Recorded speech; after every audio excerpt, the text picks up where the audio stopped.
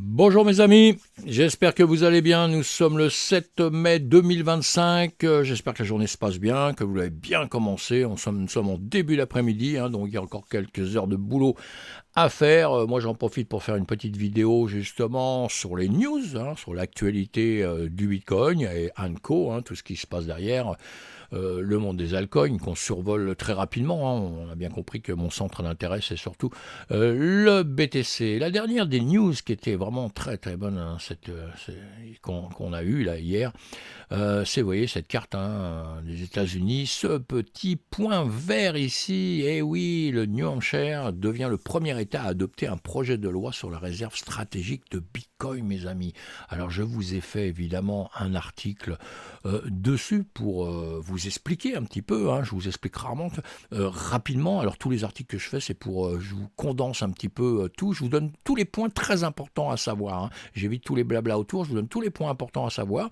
Et je vous avez toujours une partie du que mon avis, que ce soit les articles que j'écris ou la revue de presse, puisqu'il y a aussi dans ce site une revue de presse où on voit les articles des autres, tout ce qui va être un petit peu qui va être important pour nous, et à chaque fois vous aurez mon avis sur ces articles que je lis. Et là, cette loi du New Hampshire est plus qu'un texte administratif, mes amis, c'est une reconnaissance officielle du Bitcoin comme actif stratégique. Ça, c'est quand même important, digne d'intégrer les finances publiques d'un État américain. Le seuil de 5% reste modeste, oui, 5% actifs, c'est pas beaucoup, mais c'est très important. Mais ils ouvrent la voie à une diversification prudente, réglementée et sécurisée des réserves publiques. Le modèle de garde de la sélection d'actifs basé sur la capitalisation, 500 milliards de dollars. Alors, encore une fois, c'est un petit montant par rapport au marché tradit où on fait des gros montants, mais c'est quand même 500 milliards. Ça ne tient pas dans ma poche. Montre que la prudence reste de mise. Mais le signal est clair. Le Bitcoin entre dans les institutions, mes amis. Ça, c'était la grosse news. Et là, l'autre news qui m'a plu ce matin, c'était Metaplanet. Il achète 555 BTC en plus, avec stratégie, micro-stratégie dans le temps et stratégie. Metaplanet, grosse entreprise. Ils sont sur la même lignée, les mêmes pensées, les mêmes envies avec le Bitcoin.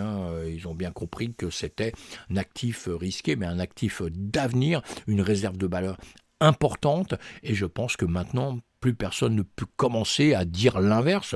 Le premier, ça a été Trump qui donne un coup de pouce énorme à l'écosystème crypto, évidemment. Je dis ça parce que je dis des bonnes choses sur lui avant de le casser, mais qui pousse l'écosystème à avancer. Donc ça, c'est le point positif. Bon, et attention, il y a Bitcoin et tous les altcoins à côté. Lui, il est plutôt shitcoiner, enfin, il est plutôt crypto-monnaie que altcoin. Il est plutôt altcoin que Bitcoin, on va dire. Mais Bitcoin, il a compris que c'était pour une réserve de valeur, que c'est quelque chose de sûr et certain dans le temps. Sûrement, doucement, mais sûrement en tout cas. Et lui, dans ses entreprises, évidemment, il a compris les NFT, la crypto, il a compris qu'il pouvait monter des entreprises et gagner beaucoup d'argent avec. C'est ce qu'il a fait. Alors là, ça commence à lui retomber un peu sur la gueule. Alors évidemment, ça, comme lui, ça l'intéresse dans ses affaires. C'est un businessman. Il s'intéresse à la crypto. Il voit qu'il a gagné déjà beaucoup d'argent. Sa famille est dedans, sa femme, ses enfants, etc. Ils ont monté des sociétés importante, ils gagnent de l'argent avec, mais attention, quand eux ils gagnent de l'argent, c'est qu'il y en a d'autres qui en perdent. Faut toujours être très très conscient de ça. Et en tant que président, alors je ne sais pas s'il a bien raison de continuer comme ça à pousser la crypto dans tous les sens, parce que ça va lui retomber sur la tête quand même, d'une manière ou d'une autre, puisque tout le monde va le suivre parce qu'il est président des États-Unis, mais dans la finance, c'est pas bien vu par beaucoup de gens. Et justement, il y a une enquête là qui tombe pour aller surveiller un petit peu ses comptes. On lui demande des comptes justement, et il va falloir justement qu'il les donne, qu'il s'explique un peu plus pour ça. Bon, pour l'instant, il s'est déjà expliqué, on l'a vu, je crois que c'est hier, sur d'autres vidéos. Il y a eu un discours, il y a eu une vidéo qui a été faite avec CNN, et il a été interviewé, il a dit ce qu'il pensait sur la crypto, etc., sur sa manière de voir les choses. Bon, c'est bien. On l'a interrogé aussi sur son dîner. Il va faire un dîner en recevant tant de personnes qui vont encore miser beaucoup d'argent pour être près de lui, un fameux dîner, etc. Bon, tout ça, c'est bien vu par certaines personnes et c'est mal vu pour d'autres. Moi, je suis pas chaud pour ça, je trouve pas ça grandiose, un peu trop folklore, et tout ce qui est un peu trop folklore un jour ou l'autre, c'est un petit peu risqué, puisqu'il y aura des bons moments, des moments d'euphorie, il y aura des moments de faux mots pour beaucoup, hein, c'est ce qui se passe un peu, et puis après on reviendra un petit peu à la réalité, et je pense qu'à un moment donné, pas mal de gens vont perdre de l'argent sur certaines cryptos, qui ne sont pas le Bitcoin. Donc on reparlera de tout ça avec le temps, hein, je ne vais pas en dire plus là, simplement je fais un petit commentaire là sur justement cette affaire, hein, le Sénat enquête sur Trump justement. Alors, ce que je vous dis, moi, mon avis, ce que révèle cette lettre du Sénat est explosif, hein, la première tentative sérieuse de tokenisation d'influence politique au sommet des États-Unis. World Liberty Financial, malgré ses promesses d'innovation, semble n'être qu'un véhicule d'enrichissement opaque au service du clan Trump, c'est ce que je pense. Hein. Le recours à des partenariats douteux comme Tron ou Binance, bon, ça, j'ai repris un peu ce qu'on voulait, ce que certains pensent. Hein. Moi, je pense que Binance, c'est une bonne entreprise. Tron, c'est un petit peu plus léger pour moi, j'ai quelques doutes, mais Binance c'est quand même assez solide. Hein. Les sollicitations massives auprès des acteurs crypto étrangers et la captation familiale, 75% des revenus ne laissent aucun doute. Et oui, ça c'est ce que je vous disais, hein, il monte des entreprises, lui ce qui l'intéresse c'est de gagner beaucoup d'argent, et on voit bien, hein, la captation familiale, 75%, c'est très important, donc comme je vous dis, en expliquant clairement, d'autres perdent. Hein. WLFI est une machine à concentrer le pouvoir monétaire et géopolitique via la blockchain. Donc maintenant, on va voir un peu comment ça va se passer tout ça. Hein. Plus inquiétant encore, la stratégie actuelle du président repose sur l'intégration de l'USD1 dans la Digital Reserve of United States, ce qui créerait un pont direct entre sa présidence et ses intérêts crypto. Ça, c'est strictement interdit. Hein. Donc, on va voir comment il va se sortir de tout ça. Hein. C'est à suivre, hein, mes amis. Hein. C'est à suivre de près. Mais le bon côté, c'est qu'il pousse la crypto, il donne des accords, il facilite tout. Donc, ça, pour nous, c'est très, très bien. Pour le monde de l'écosystème de la crypto-monnaie, c'est très, très bien. Mais ça peut nous retomber sur la tête à un moment donné. Hein. Et on sait bien qu'il y a beaucoup de vautours qui sont là, en train d'attendre que la crypto-monnaie tombe, que le Bitcoin s'enfonce, soit détruit, puisqu'on a toujours des gens qui sont là qui sont partis sur ce terrain-là il y a très longtemps en disant ouais c'est des comment dire, des Ponzi, c'est du vol, c'est tout ce qu'on veut, etc., en parlant du Bitcoin. Hein. Donc le Bitcoin, mes amis, c'est celui qui est le plus solide. Je veux bien qu'on parle comme ça de certaines altcoins. Des altcoins, souvent, ça va avec des entreprises qui sont montées par une tonne de personnes qui ne savent peut-être pas trop ce qu'ils font à un moment donné et qui vont finir par écrouler l'entreprise. Donc si vous avez mis vos billes dedans, vous allez les perdre, hein, tout simplement. Le Bitcoin, il ne fonctionne pas du tout comme ça, et je vous apprends, pour ceux qui ne connaissent pas, à longueur de temps, on en parle tout doucement, pour que je vous apprenne tout ça, que vous finissiez par avoir confiance dans ce Bitcoin. Hein. Et encore une fois, on ne parle pas d'argent, je ne vous dis pas qu'il faut mettre de l'argent dedans, non, si vous voulez rentrer dedans, vous mettez 10 euros, 20 euros, comme ça vous avez le temps d'apprendre doucement ce que c'est. Hein. Le Bitcoin, le monde de Bitcoin, ce n'est pas que des gens riches, c'est des gens comme vous et moi, il y a très peu de gens riches, très très peu, après il y a des grosses entreprises qui ont énormément d'argent, mais sinon, vous et moi, tout le monde, on peut, avec un tout petit peu d'argent, avec 10 balles, 20 balles, 30 balles, 100 euros, 500 euros, être dans l'écosystème et essayer de bien le comprendre, mes amis. Allez, je continue. On n'est pas là pour parler de ça. Alors, sinon, des news. Oui, des news, il y en a pas mal. Hein. Alors, sur mon site, vous pouvez aller voir sur les actus crypto. Après, on va revenir vite fait sur le BTC. Hein. Les actus crypto, vous en avez donc plein. Il y a Warcol Foundation, hein, qui a pas mal de problèmes à violation du droit à la vie privée. Et oui, ils ont un souci donc au Kenya. Ils ont eu déjà un souci en Indonésie, vous voyez. Hein, et pas à pas pour la même chose, mais toujours une question quand même de réglementation ou de vie privée, hein, donc c'est très important. Projet de loi sur les stablecoins s'enlise au Sénat, ça aussi, c'est des petites news à lire. Je vous ai fait un article aussi sur la tokenisation en 2025, pour ceux qui ne savent pas ce que c'est.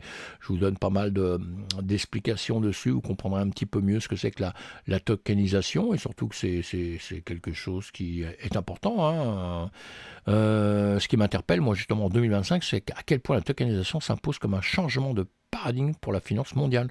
Nous ne parlerons plus d'une simple buzzword crypto, mais bien d'une infrastructure en construction qui pourrait soutenir des milliards de dollars d'actifs réels d'ici la prochaine décennie. Donc important à connaître, je pense, important à connaître. Voilà.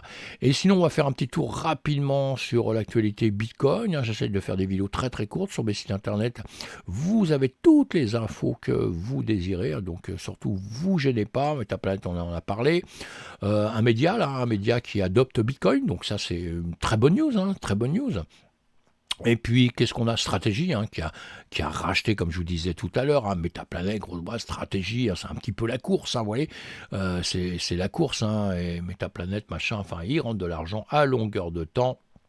Metaplanète accélère, Stratégie aussi accélère, tout le monde accélère. Le potentiel d'adoption des ETF Bitcoin est encore sous-exploité. Alors ça, c'est pareil, c'est un article assez intéressant parce que ça nous prouve que le prix, si vous voulez, du Bitcoin n'est pas prêt de descendre. Même s'il y a des montées, il y a des baisses, on voit ça dans le trading.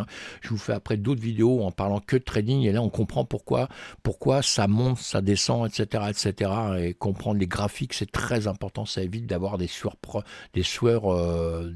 froides, comme on dit, et d'avoir peur et de quitter un écosystème qui est bon. Il y a beaucoup de gens, vous savez, que j'ai vu quitter depuis quelques années, qui ont quitté parce qu'ils ont ouais, ça descend, je m'en vais, c'est de la merde, etc. Bon, aujourd'hui, ils doivent se mordre un peu les roupettes, parce que voilà, avec le temps, ça continue toujours à monter. Bon, et si vous regardez bien tous les marchés, ça continue toujours à monter. Mais allez, on en reparle plus tard. Ce chiffre de 31 milliards souligne à quel point le potentiel d'adoption des ETF Bitcoin est encore sous-exploité. Tant que les grandes plateformes de gestion ne lèveront pas leurs restrictions internes, les flux institutionnels majeurs resteront freinés. Le marché attend un déclencheur réglementaire ou politique pour faire sauter ce verrou. Eh oui, lorsque cela arrivera, et cela arrivera tôt ou tard, mes amis, nous pourrions assister à une nouvelle vague d'afflux massif dans les ETF Bitcoin Spot, renforçant mécaniquement la demande et la rareté. D'ici là, l'accumulation en amont reste une stratégie avisée par les investisseurs individuels et les structures plus flexibles. Vous avez bien compris, tout ça, je vous donne des petites explications. Allez les voir, que ce n'est pas terminé et que les prix vont continuer à monter. C'est mathématique, comme on dit.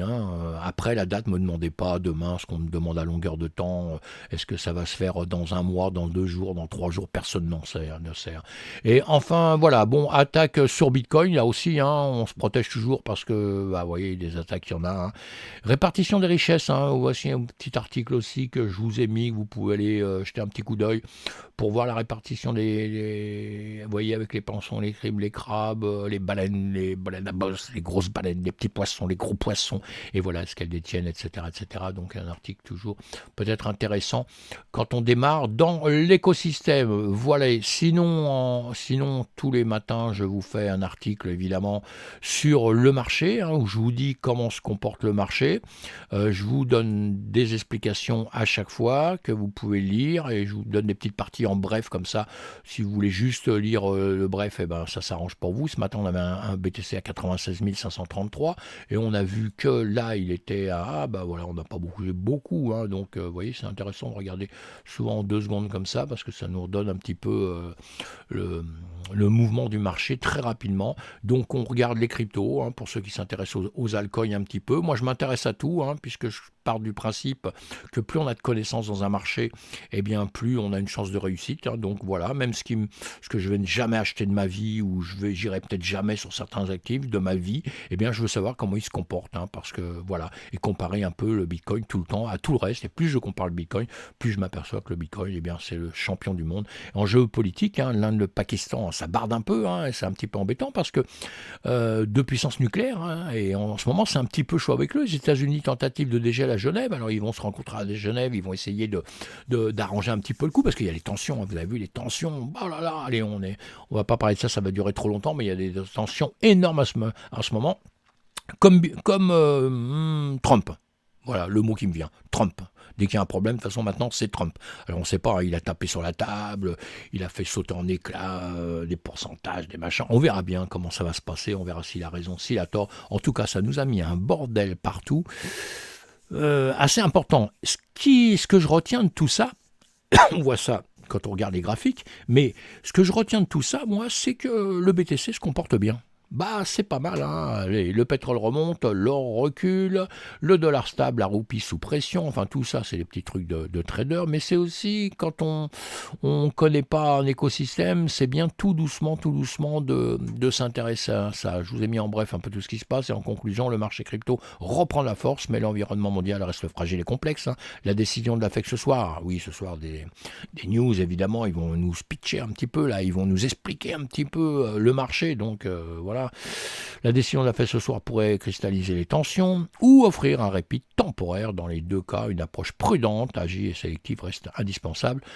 Voilà, qu'est-ce que les actualités? Oui, ce soir, je sais plus où je l'ai mis quelque part. Voilà, je dois l'avoir peut-être ici. Voilà, ce soir, on a ça aux USA, hein. La Fed, hein, une conférence évidemment très importante puisque c'est suivi par les traders. À ce moment-là, les marchés risquent de bouger. Donc ce soir, on peut avoir des marchés qui risquent de bouger, hein. En tant que trader, évidemment, je serai sur les marchés à ce moment-là et un peu plus tard dans la nuit, hein, et voilà, et le BTC rapidement comme ça, en 4 heures de temps, toujours intéressant, les bouges en 4 heures de temps, 4 heures de temps, on a un plus haut à aller chercher, 97 900, il faut passer les 98 000 maintenant pour se réconforter pour l'avenir. Sinon on pourrait redescendre un petit peu et repartir sur les 95 000 et quelques, hein, si vraiment ça se passait pas comme il faut. Peut-être que ce soir il y aura des petits mouvements de marché. Allez, voilà mes amis pour aujourd'hui, j'essaie de faire rapide, ce qui n'est pas simple, et j'espère que mon site, faites-moi des commentaires sur mon site internet, hein, bitcoincrypto.fr, c'est pour ça que vous ne m'avez pas vu pendant pas mal de temps. Donc j'ai travaillé énormément là-dessus et maintenant je travaille, donc je vous un média d'informations et vous avez aussi beaucoup d'autres informations sur le Bitcoin, vous voyez, hein, sur plein d'éléments, sur la crypto pareil, hein, vous avez beaucoup d'informations et sur différentes choses. Donc voilà, faites-moi des commentaires, ça me fera plaisir et dites-moi ce qui ne va pas sur mon site puisqu'il est tout neuf, hein, il a que quelques mois, donc il y a des choses qui ne vont pas, hein, comme normal, hein, si c'est comme ça, et tout ne peut pas être parfait, même si je suis un dieu, mes amis, un peu comme Trump, vous voyez, non, je déconne. Et donc, si vous me corrigez sur certaines choses, c'est avec grand plaisir. Merci beaucoup, à bientôt, à plus tard, à la prochaine vidéo.